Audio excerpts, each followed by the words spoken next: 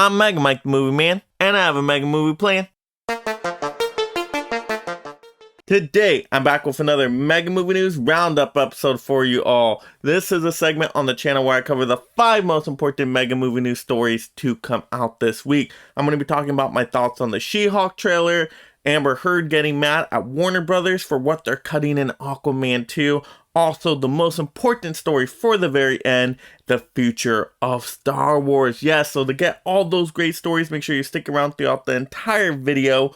If I forget any Mega Movie News story though, and you want it featured in a future episode, just go ahead and email me at megamikethemovieman@gmail.com. Let me know your name, let me know the story topic, and we'll get that featured in its own movie news episode. But without further ado, let's get started. Yeehaw! Now to get into our first Mega Movie News story, and we got She-Hulk going to streaming on Disney Plus in August, and this little teaser trailer just got me kind of intrigued about the show. I wasn't really excited before when I just heard the announcement of the show because I'm like, I don't really know what the show's going to be about. But now this teaser trailer has given us a flavor, has given us a tone for the show. And I'm thinking, oh, this can be some fun. It looks very whimsical. It looks very like we're going to have some humorous moments. Not going to take itself too seriously. Looks like it can be a show also the family can watch. It's just going to be very lighthearted. Kind of gave me a vibe of like Liar Liar movie, that one with Jim Carrey. Very whimsical lawyer movie. I feel like it's going to be like that, but now in a show. So I think we're going to get some humor in here. Now, I wasn't laughing out loud during this teaser trailer like I wanted to. There's some moments I kind of grinned at or chuckled at, but I didn't get those big belly laughs, and I hope that does happen when we watch some episodes of the show. I'm hoping they're holding that back for us. But overall, I just like the flavor of the show. It's just going to be a lighthearted, fun show, just easy watching, like a sitcom basically. And that's what I liked about WandaVision, especially those first episodes. It was very just sitcom shows, and I thought that was brilliant. So I'm happy with watching sitcoms on streaming. So if She-Hulk can do that, and I think by the title of the show too, it points that, hey, they're really going for that. It's She-Hulk, Attorney at Law. It's kind of like poking itself, where it's just like, oh yeah, this is going to be a real funny show, real silly humor. And I'm okay with that. I don't need a show to be super serious. Like Moon Knight was very psychological and so deep. And I'm like, okay, we got that show. Now let's change it up, Marvel. Let's get a different kind of show. Especially because we just got a horror movie in Doctor Strange in the Multiverse of Madness. I don't want Marvel to keep doing the same thing, so give us something now a little bit lighthearted. Boom, that's where Thor 4 is coming in, and now the She-Hulk TV show. I think this is going to be a good palate cleanser for us Marvel MCU fans. So I'm excited for the tone for the show. Those are just the things I'm most excited about, but the biggest concern I have here is the look of She-Hulk. To me, is kind of off. The CGI, the visual effects work. I don't know, when She-Hulk transforms and you see the She-Hulk character there, I don't know, she looks really out of place to me. Like, it doesn't blend into the environment. Now, they have the Incredible Hulk here in the teaser, so I'm glad we're getting another superhero in here, but I don't know, the effects on Incredible Hulk for the small part we saw, like, it looked good, it looked cleaned up. I believe the Incredible Hulk being there, but I don't know, She-Hulk just, it looked kind of a little wonky, like, oh, this is standing out way too much. It's kind of taking me out of this teaser trailer right here. So hopefully it's just where it's like, oh, they haven't finished the effect work on She-Hulk. It's just a teaser. They're working on that. They're going to get that ready. They're going to clean it up, make it more like it's going to fit right with the rest of the world of this show.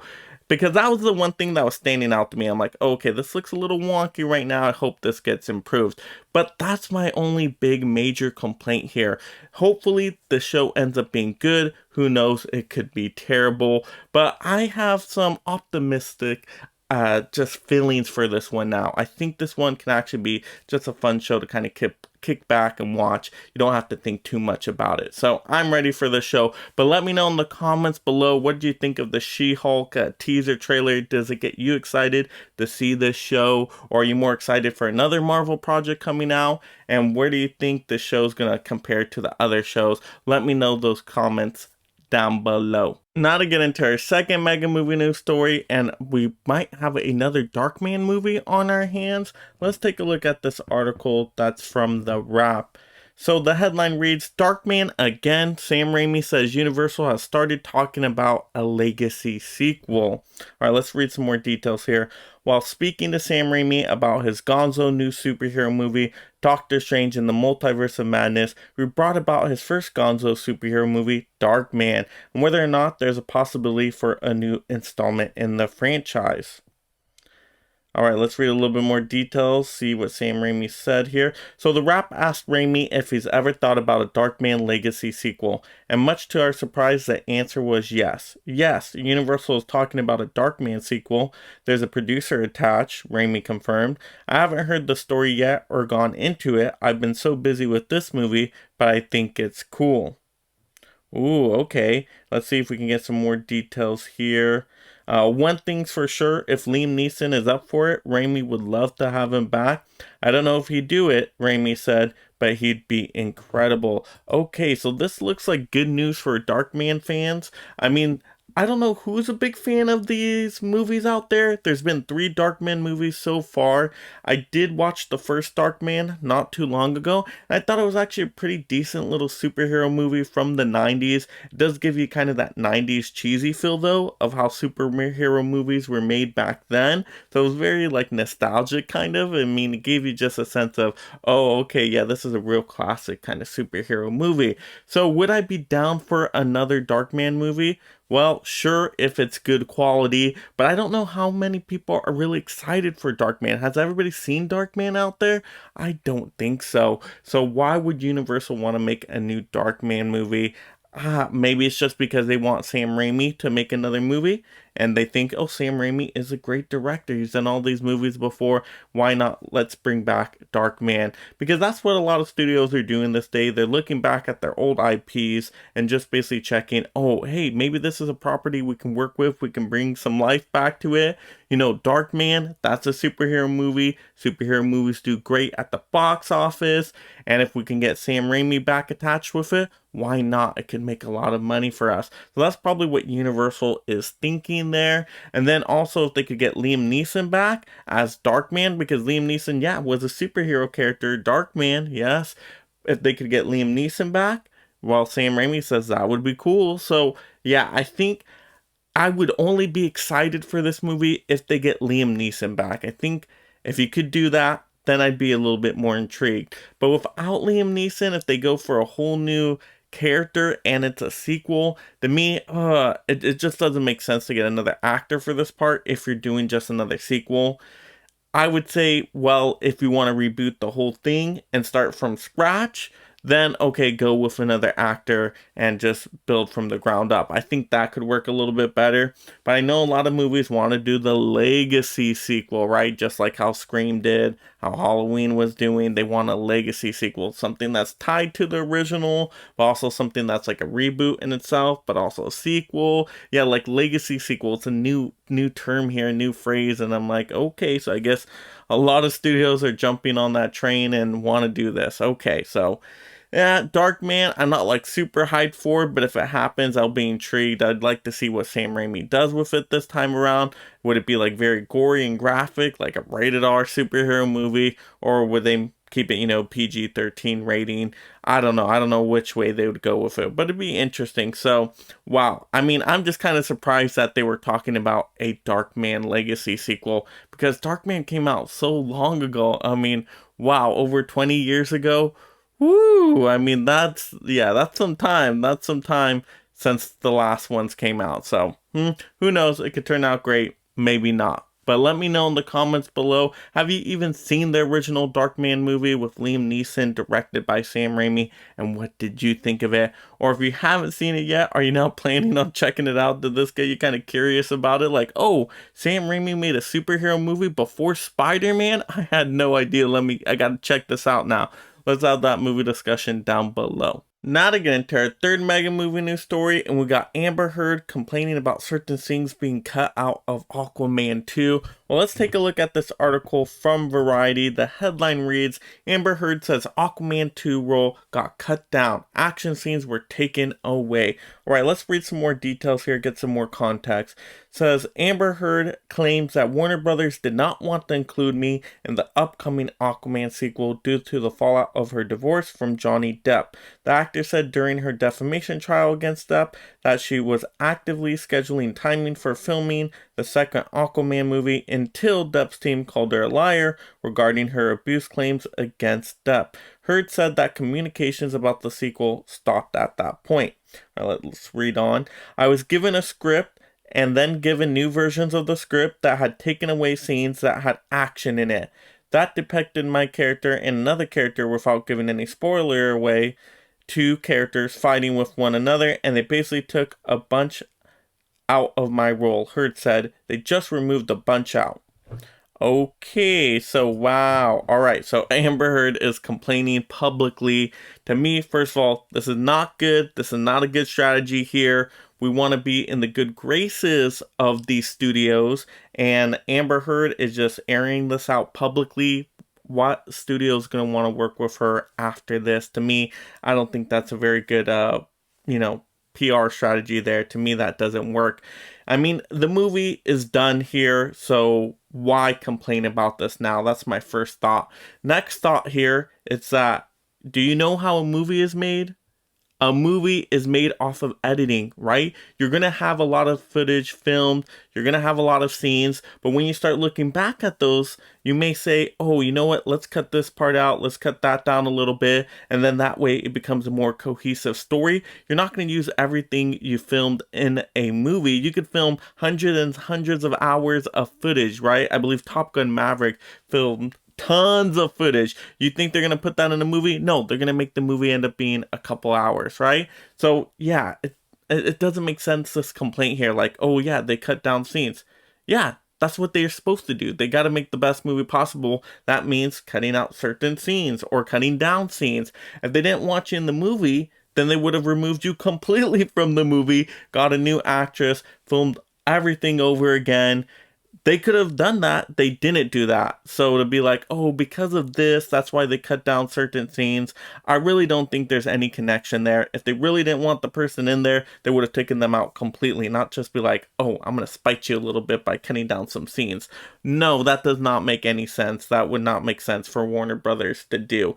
Like I said, Warner Brothers would have just ended up removing completely from the entire movie and get a new actress in there and refilm and all of that. So just to cut down certain scenes because of that, to me, doesn't make sense. And to me, James Wan's a really good director, so he knows that, hey, he has to make a story that flows and connects well and that's cohesive. So yeah, you're gonna have to edit certain things to create a movie. I mean, that's the movie making process. So to me, I don't know why Amber Heard is doing this. I don't know why she's trying to get the studio on her bad side. To me, that doesn't make sense going forward. Like, why? What's the purpose of this? What is she going to gain by this? It doesn't make sense to me. I don't get it. And you're an actress, right? You did your work, you got paid for the work. It doesn't matter if they cut down the scenes, you still got paid the same amount. It was a contracted amount, you got paid for your work. So I don't get what the big complaint here is that, oh, scenes were cut down. That's gonna happen for a lot of actors and actresses, and that's the process of making a movie. I mean, should be happy that wasn't cut out completely of the movie, so to me it doesn't make sense, and I don't know why Amber Heard is making a big deal out of this. Maybe I'm not seeing something here, so let me know in the comments below. Do you think I'm missing something here? Like, I don't really get what the big issue is that Amber Heard is having. She did a job, she was paid for the job. So let me know your thoughts on this down below. Do you think Amber Heard should be making a big deal out of this, or do you think this is really much ado about nothing? Let's have that movie discussion down below. Now to get into my fourth mega movie news story, and we got to talk about a League of Extraordinary Gentlemen reboot. Alright, let's look at this article here from Collider. The headline reads, League of Extraordinary Gentlemen reboot movie coming from 20th Century Studios and Hulu. All right, let's read some more details. 20th Century Studios has plans to reboot the popular comic book series, The League of Extraordinary Gentlemen. With its Disney sub-studio, it expected that it will be exclusively on Hulu upon its release. Don Murphy, producer of 20th Century's 2003 production, will return as a producer for this adaptation, along with Susan Monteford and Erwin Stoff from 3 Arts Entertainment. The news of this upcoming adaptation comes after many attempts of rebooting the series several times before, including a reboot that was to be female-centric. Alright, so this is awesome. Yeah, we're finally going to get a reboot of A League of Extraordinary Gentlemen, because the movie that we did get just was not so good. Anybody remember that original one? Ooh, that was not a good movie. No, no, no. But I did like the premise of it. To me, there's really good source material to work here because you got the comic source material by Alan Moore. I think this can be some really fun story ideas because it's a group of superheroes, but they're a little bit darker. There's some things to them that are just kind of, so it can get pretty graphic from what I understand these comics, so it can be more of like a darker superhero team up movie. So to me, this intrigues me a little bit. This is probably why it's being released to Hulu rather than it going to Disney Plus. This is probably going to be not a family type of movie, and I'm okay with that. So I'm happy that Hulu's gonna get hopefully a movie that's actually pretty decent. I hope this movie turns out good because I know people love the comics for this one. I know it's good source material, but you gotta adapt it correctly. You gotta make it intriguing. You gotta make it entertaining. And I think they can have fun with this one because you have so many different characters. You can have so many different superheroes at play in this movie and different personalities and banter back and forth. So I think a team up movie like this can be a lot of fun. And what I'm thinking in my mind is that no matter what, this reboot has to be better than that original one. I don't know how they can make a worse movie. I'm telling you, that is a movie that to me one of the worst big blockbuster release movies of all time. It was just really it wasn't good, that League of Extraordinary Gentlemen movie, but the premise was good. The source material, you could tell it was adapting from, there was something there. So now if we can just adapt it correctly, then we could have a really good reboot on our hands. And I'm all for reboots. To me, if a reboot ends up being great, then awesome. We got a great new movie to enjoy. If the reboot ends up not being so good, well, then we're back to where we started from, especially with a movie like this where we knew the original was not good at all. I mean, what's the harm in trying to reboot it? Either we've improved and we've gotten better, or it's still blah, and so we still just have 2 movies that are just, well, who cares for them? But at least they tried, at least they gave it an attempt. So I'm all for rebooting this kind of movie. I think this is actually a movie that I'm like, wow, this is a perfect movie to reboot. Some movies I'm like, oh, you know what, the original was so good, I don't know if we can even match it or get it to that level. But to me, when you got a bad original, then I'm like, yeah, why not? Why not give it another try? Why not try to make something great? I don't see any harm in doing that. So let me know in the comments below, are you a League of Extraordinary Gentlemen fan? Have you ever read the comics? What do you think of that first original movie? And what do you think of them rebooting it now? Do you think they should be doing a reboot to this one? I absolutely do. Let's have those movie discussions down below. Now to get into our 5th and most important movie news story here, we gotta talk about the future of Star Wars. Yes, let's look at this article here brought to us by IGN. The headline reads, Star Wars is not about persistent storytelling, not trilogies, says Kathleen Kennedy. Okay, alright, let's read a little bit more details here. Alright, so speaking to Vanity Fair, Kennedy opened up about the master plan for the Star Wars franchise as she admitted Lucasfilm is navigating a new path after regrouping and mapping out the future. It seems that pivot towards television has influenced their film projects, as Kennedy hinted that trilogies may no longer be the best way to structure their stories. Okay. Alright, we got a quote here. I do think a little bit of fun has gone out of making these gigantic movies. The business, the stakes, everything that's been infused in the last 10 years or so, there's a kind of spontaneity and good time that we have to be careful to preserve, Kennedy explained. We all recognized, every single one of us, that this was a new chapter for the company and that we all needed to all work together to create the architecture for where we were going. Kennedy said the team reassessed the situation and now has a roadmap for the future. The roadmap includes Taika Waititi's Star Wars movie, which is reportedly pegged to arrive on the big screen before Patty Jenkins' Rogue Squadron, considering that one was delayed indefinitely. Both projects are expected to be standalone films rather than part of a series.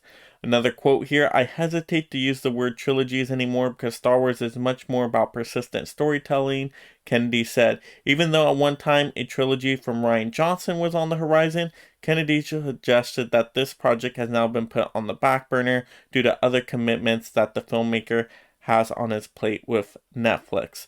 Okay, wow, there is a lot to unpack here. And so, okay, so now they're saying we're not planning any more Star Wars trilogies. Okay, well, why are they doing this? Well, I think they know that this last Star Wars trilogy was a big letdown to a lot of the fans. It just didn't work out properly. I was okay with The Force Awakens. I think that was decent, even though it was basically a repeat of Star Wars A New Hope. I was okay. I was still on board with it at that point, even though it wasn't like my favorite movie.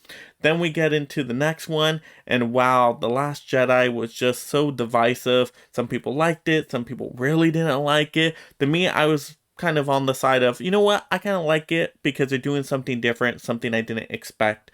Okay, let's keep going along with this ride.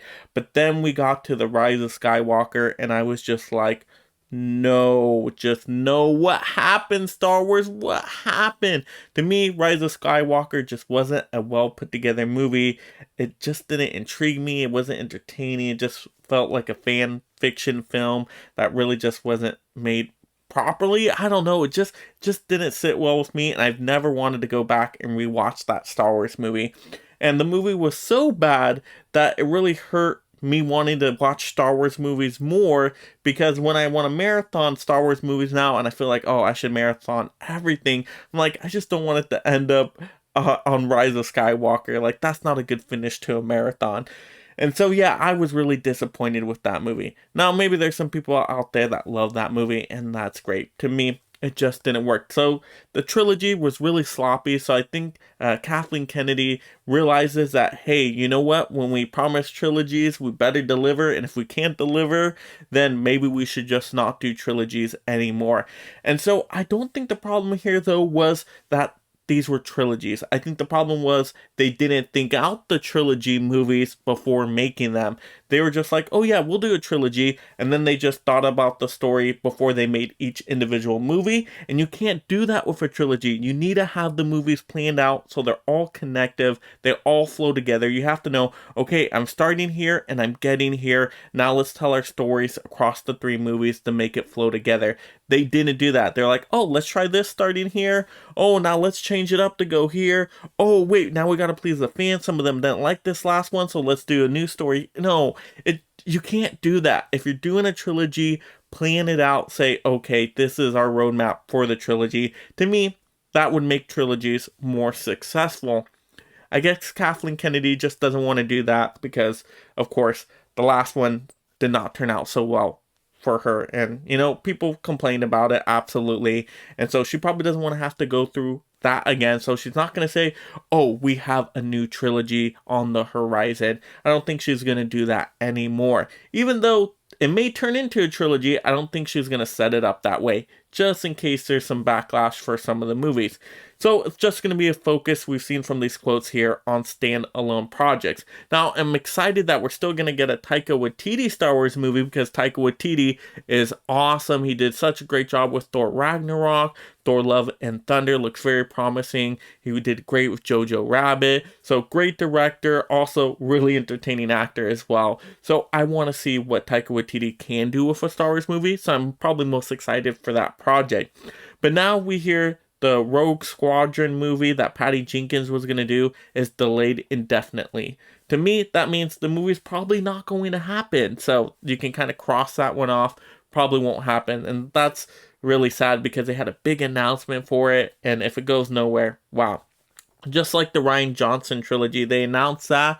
And then, wait, now they're not doing that trilogy anymore. And they're saying, oh, because they have some Netflix obligations. I do not buy that. Even though, yeah, they Ryan Johnson is probably working on a Knives Out trilogy, right, with Netflix. There's some deals there. I get that. They could have still fit those Star Wars movies in place because they've had a lot of time to kind of figure this out. And to me, I just don't think Kathleen Kennedy was on board with Ryan Johnson for the Star Wars trilogy that he wanted to make. So I feel like you can cross that one off as well. We're not ever going to get that one.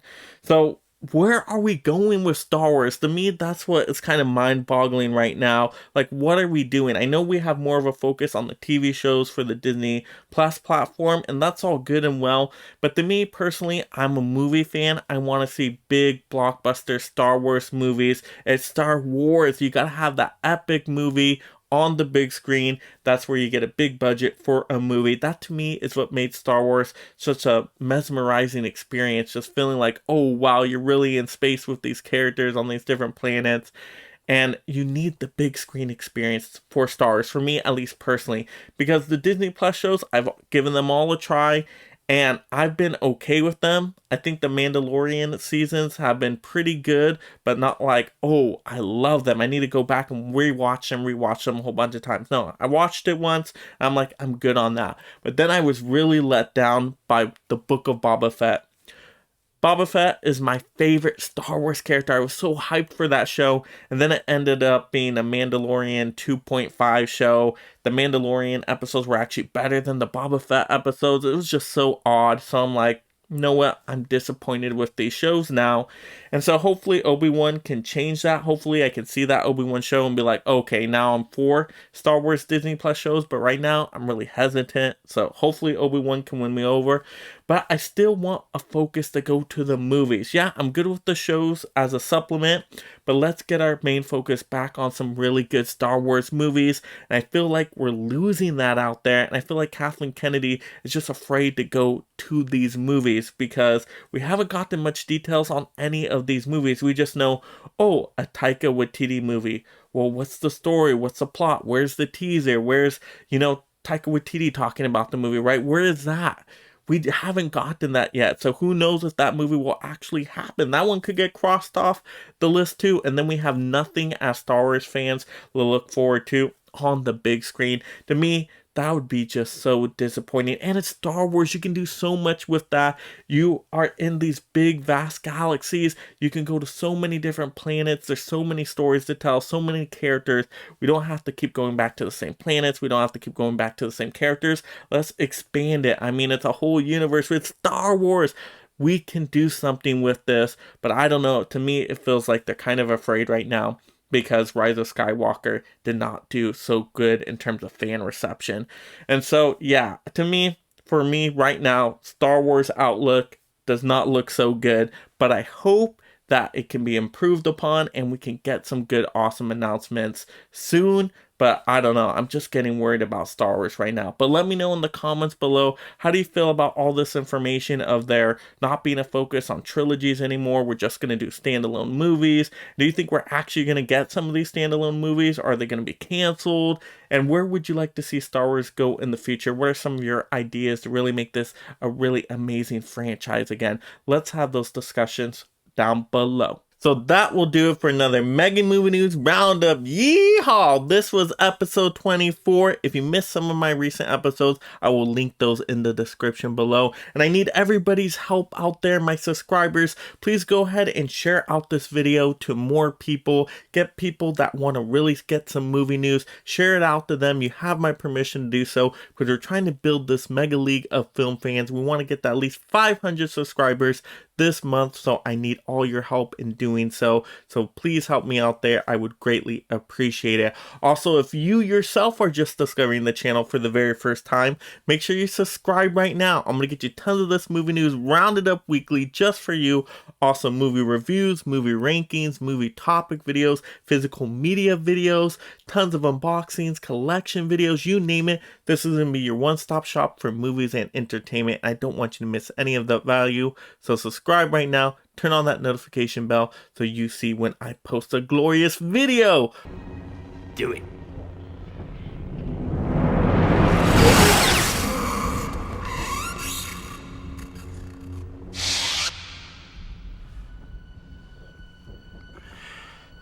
You did well. Also like the video. And this is Mega Mike the Movie Man reminding you to make every day a movie day.